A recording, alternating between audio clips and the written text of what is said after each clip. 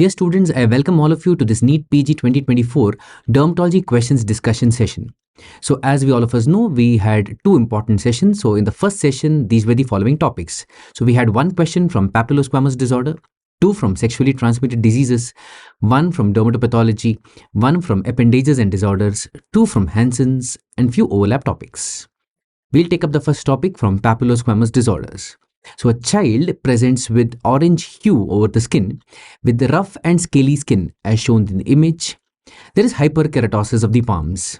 Ortho and parakeratosis was seen on histopathology. Which of the following is the most likely diagnosis? So these are the given options. A. Follicular psoriasis, B. Reactive arthritis, C. Pityriasis rubra pilaris, and D. Keratosis follicularis. Now if we look into each and every option, keratosis follicularis is also the other name for diarrhea disease.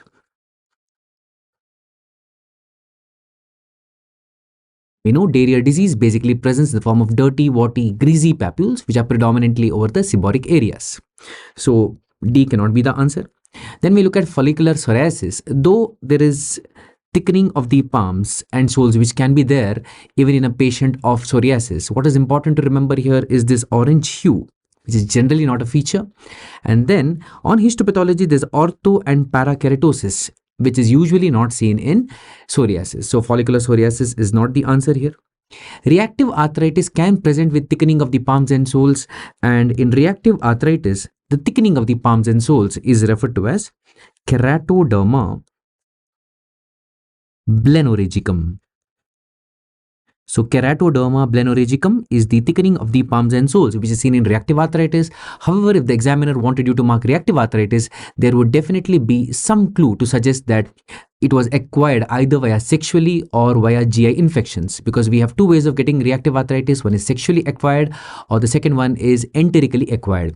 So since these clues are not mentioned in the question, the correct answer for this question is Pityriasis rubra pilaris. So this is the correct answer to the question. Let us quickly look at PRP, Pityriasis rubra pilaris. It's defined as a chronic inflammatory papulosquamous disease. We need to know what is the meaning of this word. So pityriasis means scaling. Rubra means red. And pilaris means hair follicles. And we would classically expect a PRP question to have follicular papules. So follicular papules is number one. And this redness which is there, rubra which is there, that's why this is the orange red erythema. So you get orange red erythema here, which generally proceeds in a cephalocaudal direction.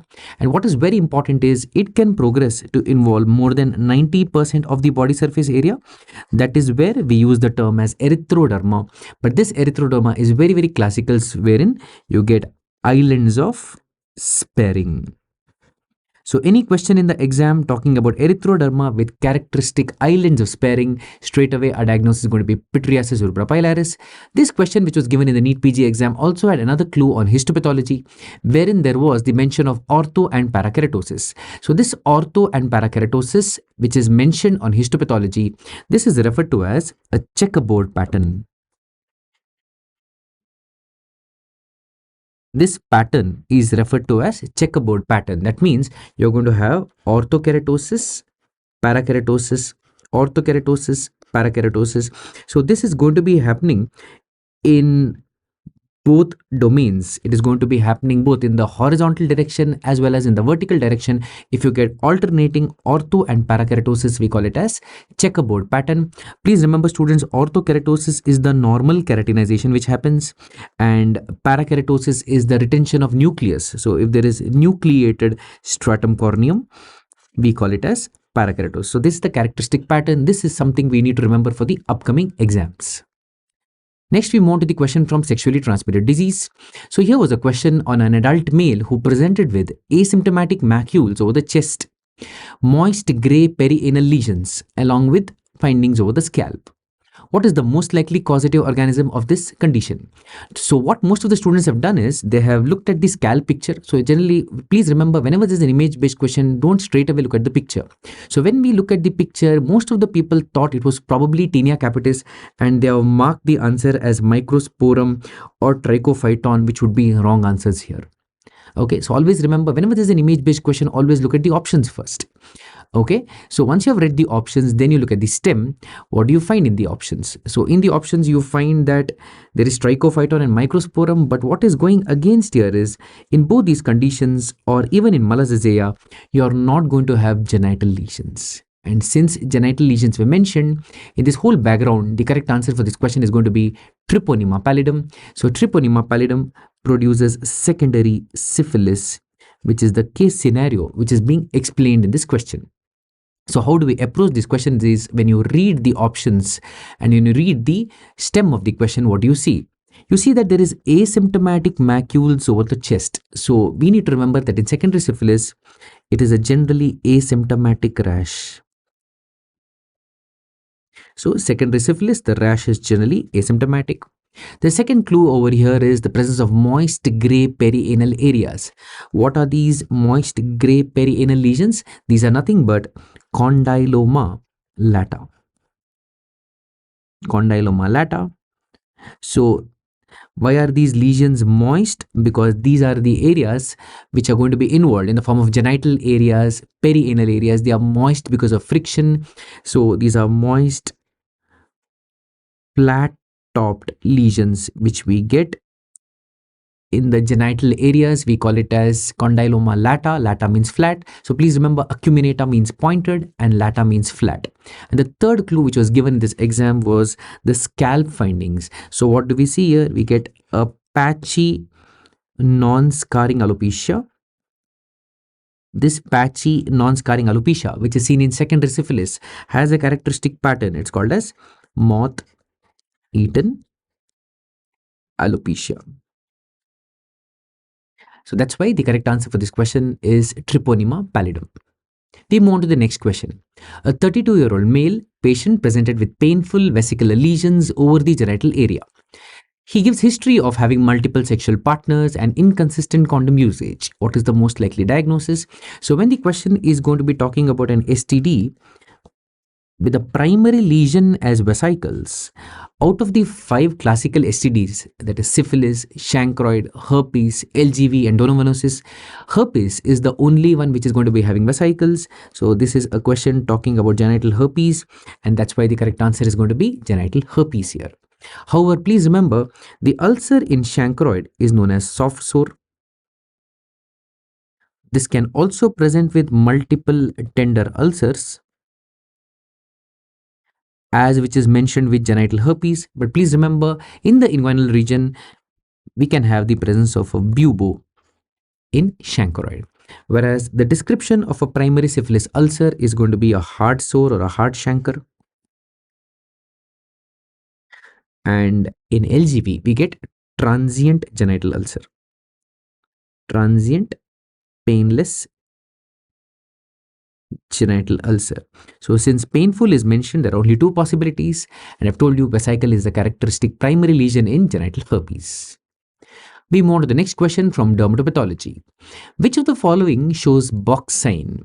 This is a dermatopathology question. Option number A is lichen planus. Option number B is lichen nitidus. Option number C is morphia. And option number D is lichen amyloidosis. Now, how to approach such a question which you have never heard of? So please remember, students, in the history of entrance exam, this question has never been asked.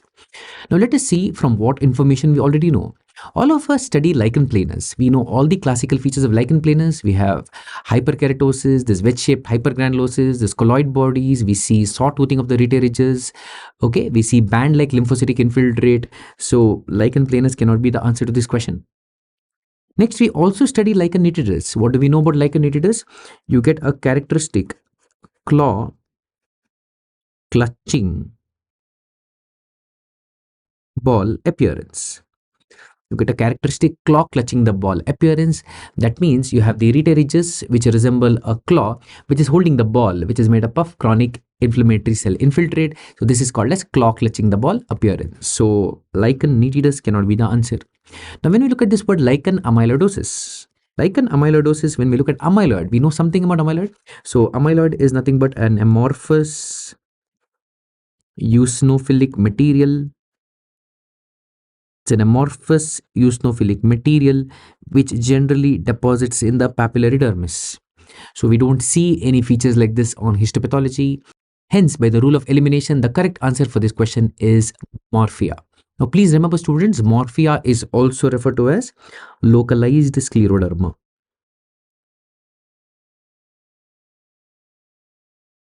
That means in this condition, what is happening? There is fibrosis, but please remember that this fibrosis is restricted to the skin. The fibrosis in this process is going to be restricted to the skin, whereas in systemic sclerosis, not only skin gets involved, multiple internal organs also get involved, especially like lung. Now, what is the problem in morphea? In morphea, what happens to the collagen fibers? There is increased production as well as increased deposition of these collagen fibers. So once they deposit in the dermis, what is going to be happening? The dermis becomes dense and firm. So this happens because of the increased production and deposition. Now, what happens when we do a skin biopsy in morphea, which is a diagnostic procedure, is, as I mentioned to you, that there is going to be an abrupt transition between the normal skin and the affected skin. So once there is an abrupt transition over here, we already know that the dermis is very firm in morphea because of the dermal sclerosis. So this process which happens in morphea, wherein the collagen deposits, is also known as dermal sclerosis. When we take a biopsy, what is going to happen? The edge of the dermal section appears squared off. And this results in a characteristic appearance which is called as box-like appearance. So that means you can see here, usually when we take a biopsy in skin, what happens? The section of the skin will appear like this. What happens in morphea? You can see here, this resembles a box. And this diagnostic appearance on dermatopathology, box-like appearance, is described for morphea. We move on to the next topic on appendages and disorders. The next question is asking, match the following structures shown in the image. So what do we see in the image? We are seeing the Pilosesbaceous unit here. So if we were to mark the parts here, what is A? Now A stands for the eccrine sweat gland. How do I identify it is eccrine sweat gland? We can see that the duct of the sweat gland opens directly into the skin. So directly it opens into the skin. So this is going to be our eccrine sweat gland. Look at B, you see another sweat gland, but this sweat gland is opening into the hair. So this is the hair. You can see it's opening into the hair. So this sweat gland is called as apocrine gland. So this is referred to as apocrine gland. Now third structure, what do we see here is we see a gland here. This gland is referred to as sebaceous gland.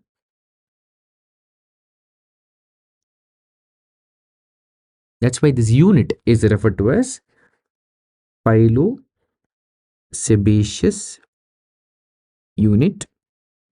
And lastly, the structure marked D is a muscle fiber here. This is the muscle which attaches to the hair and divides the hair into upper segment and lower segment. So this muscle is referred to as the erector pili muscle. So with these labelings in mind, we pick the correct answer as option number B, which is eccrine sweat gland, then apocrine gland, then sebaceous gland, and erector pili muscle. Next, we move to the question from Hansen's disease. A patient presented with slight loss of sensation along the ulnar nerve. He also had a solitary nodule on the forearm. Intradermal antigen testing was performed. The histopathology is shown below. Which of the following is correct about this condition? So let's look at this question. So how do we know it's a Hansen's question is, whenever there is loss of sensation along the ulnar nerve, we know what is very important in Hansen's is the nerve involvement. When there is loss of sensation along the ulnar nerve, we are definitely thinking of Hansen's disease. Then there is also mention of a nodule on the forearm. and then intradermal antigen was injected. Probably the examiner is talking about the Lepromin test, which is an intradermal type 4 hypersensitivity reaction. Histopathology image is shown here. So what do we see on histopathology? You can see that there is a densely packed granuloma. You can see it's a densely packed granuloma, and this granuloma is also referred to as a tuberculoid granuloma. So how do I know it is not lepromatous leprosy? Because lepromatous leprosy would have shown a Gren zone. Lepromatous leprosy has a diffuse collection of foamy macrophages. So in this picture, I don't see foamy macrophages. I can see few giant cells. I can see a lot of lymphocytes. That means the immunity of the patient is very, very good.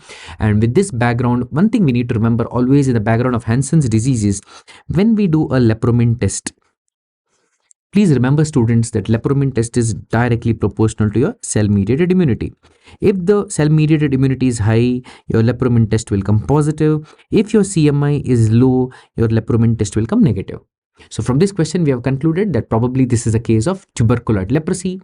In tuberculoid leprosy, the lepromin test has to be positive. That is why the correct answer for this question is option number C, tuberculoid leprosy with intradermal test positive. Next, we move on to some overlap topics from session number 1. So they showed the picture of NLEP as a part of community medicine. Just want you to remember that this emblem captures the spirit of hope and positive action towards the eradication of leprosy. We should also know the labeling of this emblem. So in this emblem, we have lotus, and this lotus is going to signify beauty and purity. Okay, it signifies beauty and purity. Then we have the partially affected thumb. So there's a partially affected thumb. What does it mean? It means that leprosy can be cured and a leprosy patient can be a useful member of the society. And lastly, we see the rising sun. This rising sun represents hope and optimism of this program. Hope and optimism in this program of National Leprosy Eradication Program. Next, some additional points. So there was another question, which is a biochemistry question, a child with skin lesions following sun exposure. So when you're thinking of a child with multiple skin lesions on sun exposure, we are talking about xeroderma pigmentosum. Probably those skin lesions were freckles. And we know the defect in xeroderma pigmentosum is nucleotide excision repair. It's a autosomal recessive condition. Next, there was another question on a patient with itchy, blistering skin issues with GI complaints. So when you're talking about a GI disorder, the only GI disorder very important to remember in association with Bullous disease is celiac sprue, also known as gluten-sensitive enteropathy. And we know the gluten-sensitive enteropathy can be associated with dermatitis herpetiformis. So it's a question from Bullous disorder. In this context, what we need to remember here is which antibodies are you looking for? You're going to be looking for anti-tissue transglutaminase antibody. So this is the correct answer to this question. Moving on to the next question, which drug used in multiple myeloma can produce a reactivation of herpes zoster? The correct answer for this question is bortezomib. This belongs to a group of drug called as proteasome inhibitor. The special side effect of this group of drug is reactivation of herpes zoster. Next, a man with petechial rashes presents with history suggestive of meningitis. So I've always told you in the video lectures also, whenever there's a petechial rash and meningitis, the correct answer is meningococcal meningitis. So the organism here should be Neisseria meningitidis. Next, we move on to session 2 of dermatology topics. And here, these were the following topics from which questions came. 1 from Bullous disorder, 3 from sexually transmitted diseases, 1 from fungal infections, 1 from Hansen's disease, and 3 from appendages and disorders. Few from overlap topics. We start with the first question on Bullous disorders. So 42-year-old man presented with skin lesions and vesicular eruptions in the buccal mucosa.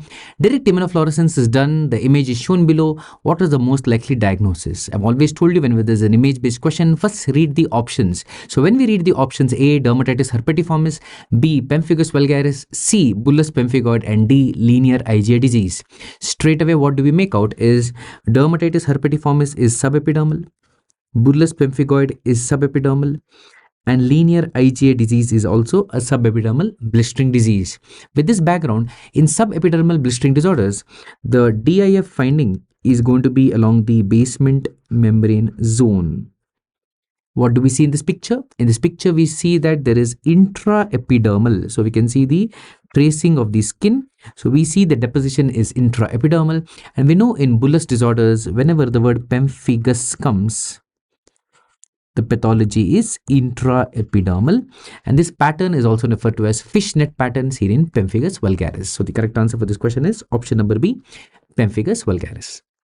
So talking about immunofluorescence is a technique wherein we visualize the antigen antibody complexes under a UV microscope, and here what we use is a fluorescein tagged antibodies are used to visualize this process.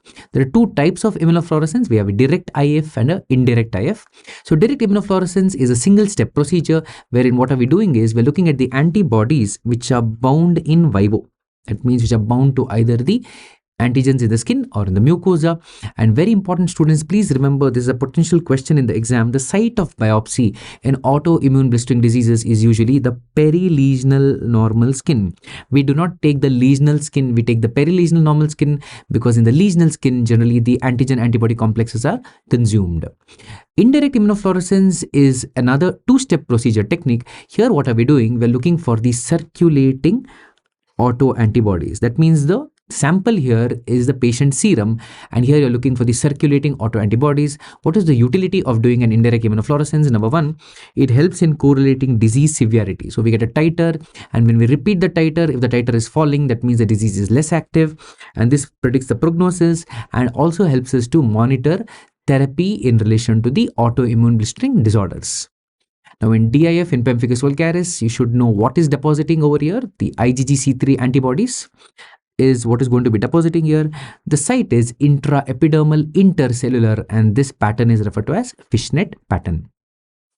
Next, we move on to sexually transmitted disease. We had 3 questions from gonorrhea in this second session of NEET-PG. So first question, a middle-aged man presents to the OPD with dysuria and purulent urethral discharge.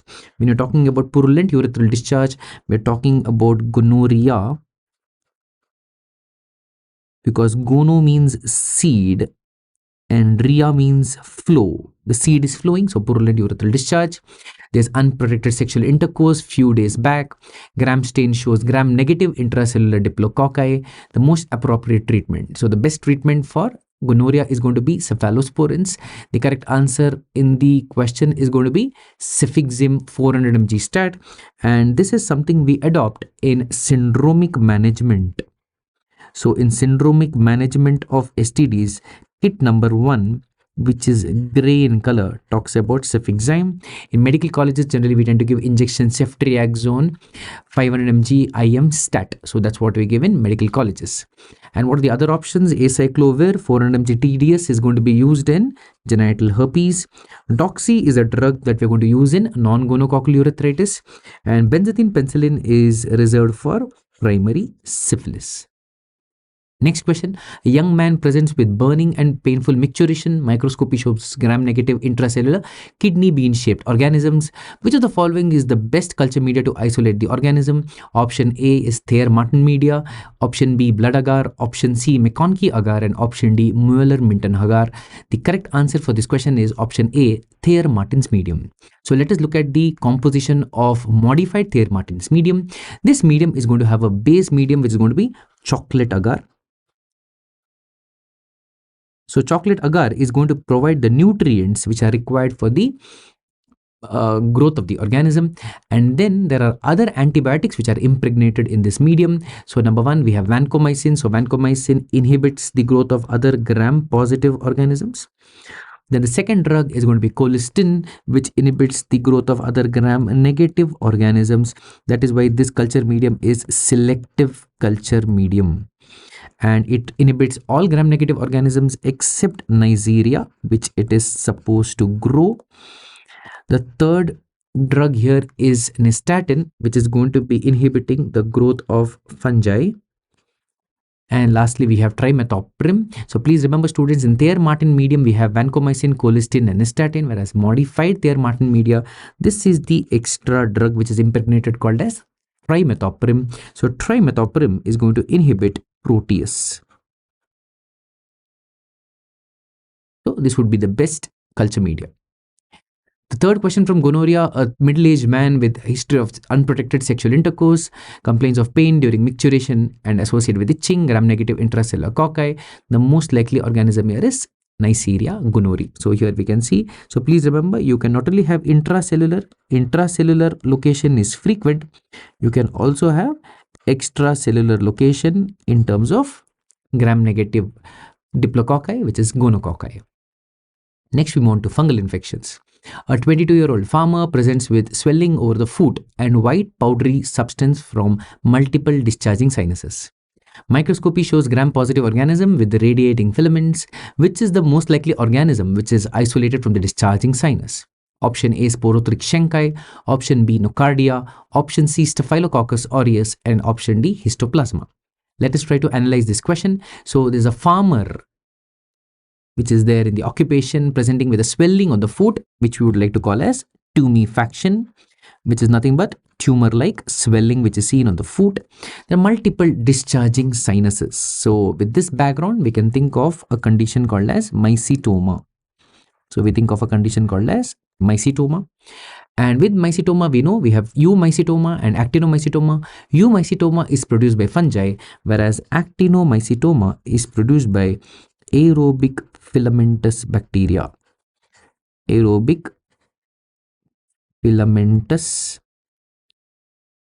bacteria. So the microscopy is showing a gram-positive organism with radiating filaments. That means I'm talking about actinomycetoma. Out of the given options, the correct answer here is going to be option number B, Nocardia. Please remember, students, option number C is Staphylococcus aureus. Staphylococcus aureus is gram-positive organism and it produces a condition which can mimic mycetoma called as botryomycosis. And please remember, botryomycosis is a misnomer. Though the word mycosis comes, always remember the letter B. The underlying organism is generally bacteria here. Next, we move on to Hansen's disease. Question number 1 from Hansen's: a 65-year-old treated leprosy patient presented with a well-demarcated non-tender ulcer on his foot with hyperkeratotic borders. So there's an ulcer with hyperkeratotic borders since the last 3 months. What should be the appropriate next step? When we closely look at this image, what do we see here? We see an ulcer, which in the background of Hansen's disease has to be a trophic ulcer. And we also see these hyperkeratotic borders which are there to this ulcer. So this is basically the mechanism of the body to give mechanical protection to the ulcer which is there. So this is the hyperkeratotic border. So though it gives mechanical protection to the ulcer, it has one problem wherein this also prevents blood circulation reaching the trophic ulcer. So it also delays wound healing in this context of a trophic ulcer. So looking further at trophic ulcer, this trophic ulcer in Hansen's is also called as neuropathic ulcer. Now, why is it called neuropathic ulcer? That is because this ulcer results due to peripheral neuropathy. As we know that Hansen's is a disease of skin and the peripheral nerves. So because there is peripheral neuropathy, what happens is there is loss of sensation in the affected areas. And because of this, what is going to happen is an important sensation is lost, which is protective for human beings, called as the pain sensation. So once there's impaired protective pain sensation, what happens? The patient is not able to realize whenever there's a trauma to the skin. And once there's inability to detect this minor trauma, repeated unnoticed injuries happen, and these predispose the patient to the development of trophic ulcer. So trophic ulcer is nothing but a chronic ulcer of an anesthetic foot. Chronic ulcer of an anesthetic foot is called as trophic ulcer, also known as neuropathic ulcer. How do you manage trophic ulcer? There are 3 important principles. Number 1 is rest and leg elevation. Why do you need this rest and leg elevation? So this will bring down the swelling. Point number 2 is offloading devices. Offloading devices means trophic ulcer happens because of putting more pressure on that area. So what we can do, we can shift the pressure by using non-weight bearing splints. So this is going to shift the pressure from the trophic area to the other parts of the foot. And lastly, we can use footwear which is microcellular rubber footwear. This again helps in distribution of the pressures all across the foot area. So this is the principle of treatment of trophic ulcer. Now when we read the question, what do we realize is that since it's a treated Hansen's disease, you don't have to restart MBMDT. You don't need debridement and IV antibiotics. You don't need limb amputation as well. These are not required. The correct answer is you rest the limb, give non-weight bearing splints and adequate foot care. Let's now take up the next session on appendages and disorders. The question here is talking about an 18-year-old boy who presents with multiple skin lesions on his face and upper back. He's been diagnosed with acne vulgaris. Which of the following would be the most effective drug to resolve his symptoms? Option A, topical dapsone. Option B, systemic isotretinoin. Option C, systemic minocycline. And option D, systemic doxycycline. So topical dapsone is an anti-inflammatory drug which we can use in acne. Systemic minocycline and doxycycline are oral antibiotics. Again, these are the drugs that we use usually in grade 3 acne. Now, please remember, students, that the question is talking about multiple skin lesions. We can see there are a few comedones over here. There are a few papules over here. This is a similar looking picture. And then similar lesions are there on the back. So when acne is involving the face and the back, it's an extensive acne. And recently, this is a publication which came out in the Journal of American Academy of Dermatology, which talks about isotretinoin in acne. What does it say is isotretinoin has got strong recommendation, number 1, for severe acne. Number 2, you can give it in acne which is producing psychosocial burden or scarring. And number 2, you can also use it in acne which fails standard treatment. And please remember, isotretinoin has got action on comedones.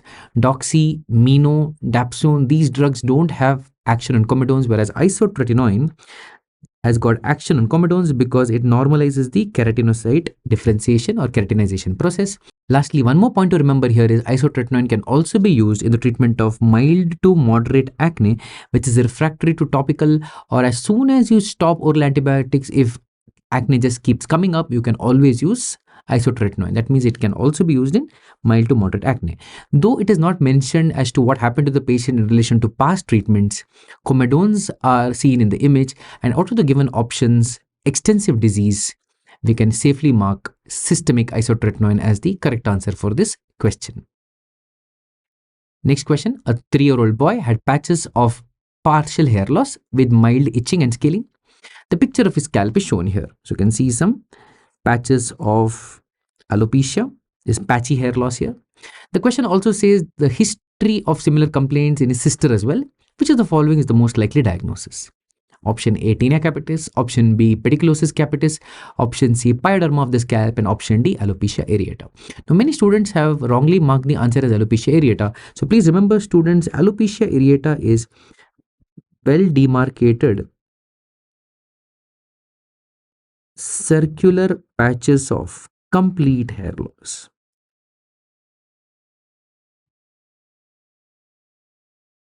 So within the patch, there should be complete hair loss. So alopecia areata cannot be the answer. Pyoderma of the scalp will be characterized by pustules, abscesses, nodules. So we don't see that on the scalp. So this cannot be the answer.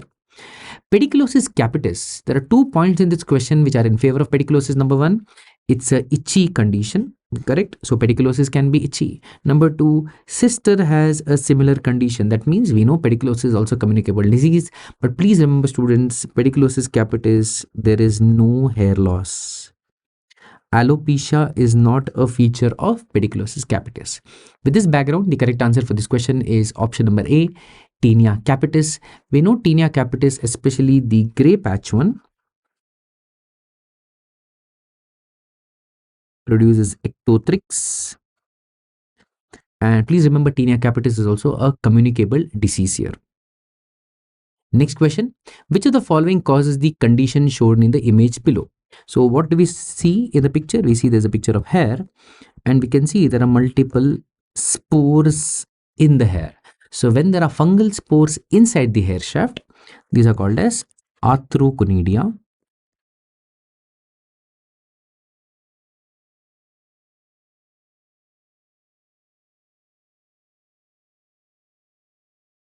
These are fungal spores inside the hair shaft.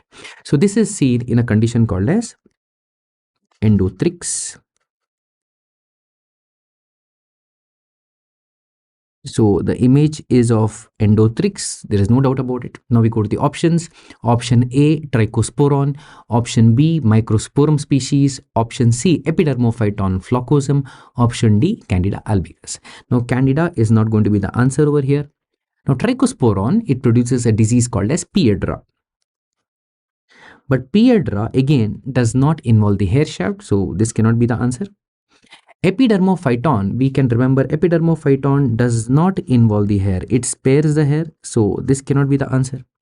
Microsporum species, please remember students, it does not produce endothrix, it produces ectothrix. So technically speaking, none of the answers are correct here. The correct answer for this question should have been trichophyton species. So with the background of this question, there are two schools of thought. Number one school of thought says that probably the answer was framed wrongly, trichosporon, and it should have been trichophyton. And some people say if you cannot pick that, you could probably pick microsporum as the answer. But technically speaking, none of the options which are mentioned in the question are correct. So we leave it to the discretion of the examiner and the paper setters. Now let us look at the additional options and the points which were given in the other subjects. So one which was mentioned as NLEP came in the first portion of the exam session 1. In the session 2 we had SAPNA. So SAPNA is basically a mascot for National Leprosy Eradication Program. So SAPNA basically represents a local girl child who is designed to spread awareness about the leprosy program in the community, especially to promote community participation. And here what you need to remember here is the key tag of this mascot is क्योंकि सपना है कुष्ठ मुक्त भारत का. So as a part of promotion of community participation, this sapna is designed as the mascot for NLEP. Next question, previous to LSCS in a woman, a term has got active genital herpes infection. So always remember when there's active genital herpes infection, always go for LSCS. Next, there was a question on painless enlarging lesions on the scalp and perianal area. There was history of organ transplant and the patient on immunosuppressive therapy. This is also a sort of a new question which is covered in the pathology segment.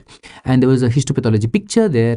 This picture showed Michaelis Gutman body.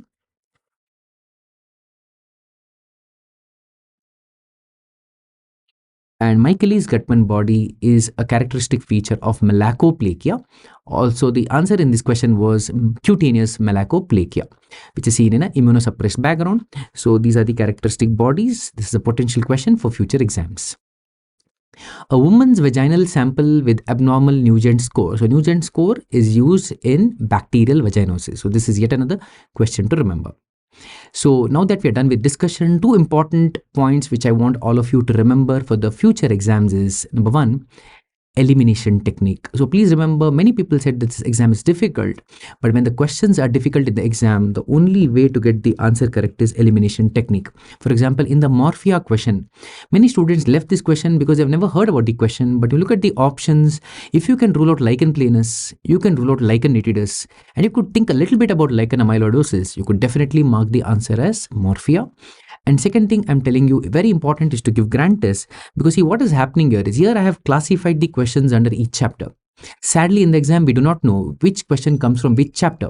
That is why students have a difficulty. As I mentioned to you, the question on secondary syphilis, students had absolutely no doubt also when they mark the answer as either malassezia because chest lesions were shown, or they see something on the scalp. Okay, it is very difficult for you to guess. Always remember, in an image-based question, first read the options, try to match it with the image, and then read the question. So solving more grant tests which are sort of not very orderly from different subjects enable us to think laterally, and this is finally going to help us in the upcoming examination.